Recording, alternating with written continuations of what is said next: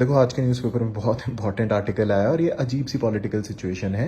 Waste Bengal की CM Mamata Banerjee ने election हारने के बाद रिजाइन करने से मना कर दिया है। तो क्वेश्चन आ गया कि अगर सीएम रिजाइन करने से मना कर दे तो क्या गवर्नर उसे रिमूव कर सकते हैं या नहीं। इस आर्टिकल में सारी चीज़ें बहुत अच्छे से एक्सप्लेन करी गई हैं। मैं भी आपको शॉर्ट में समझा देता हूँ। देखो, हमारे कॉन्स्टिट्यूशन के आर्टिकल 164 में ये कहा है कि भाई सीएम को गवर्नर अपॉइंट करेंगे, गवर्नर अपॉइंट करेंगे सीएम को, और बाकी मिनिस्टर्स को, काउंसिल ऑफ मिनिस्टर्स को सीएम के कहने पे गवर्नर अपॉइंट करेंगे। और जितने भी मिनिस्टर्स हैं they will hold office till pleasure of governor. Pleasure of governor का मतलब है इंडिया में जितने भी मिनिस्टर्स हैं, सेंटर के केस में बस प्रेसिडेंट आ जाएंगे, जितने भी मिनिस्टर्स हैं उनका कोई टर्म नहीं होता, they don't have security of term, उन्हें कभी भी हटाया जा सकता है। और हटाएगा कौन? गवर्नर।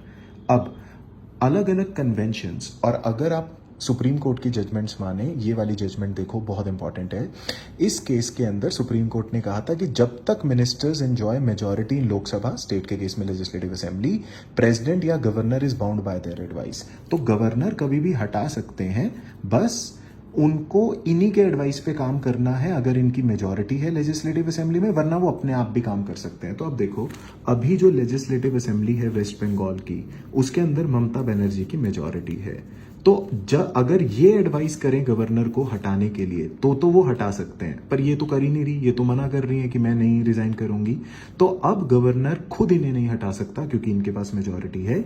अब इस लेजिस्लेटिव असेंबली का टर्म जो है वो 7th में, यानी आज खत्म हो रहा है। तो आज जैसे ही टर्म खत्म होगा, नई लेजिस्लेटिव असेंबली बनेगी, और नई लेजिस्लेटिव असेंबली में इनकी मेजॉरिटी है नहीं। So then governor is not bound by the advice, they can easily remove Mamata Banerjee. तो कल गवर्नर अपनी पावर यूज करके इन्हें रिमूव कर सकते हैं अगर कॉन्स्टिट्यूशनली बोले।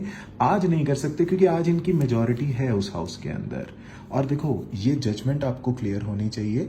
तो नॉर्मली ऐसा होता नहीं है, as a convention CM resign कर ही देते हैं। अब इस केस में हो गया है तो आपको एक क्लियर होना चाहिए कि गवर्नर एडवाइस पे ही काम करता है जब तक मेजॉरिटी है, लेकिन अगर मेजॉरिटी खत्म हो जाए तो वो अपने आप काम कर सकता है। और ये कॉन्स्टिट्यूशनल डिबेट्स भी यहाँ मेंशन है जिसका आप नोट बना लेना, and take a screenshot of this also, it will help you in exam.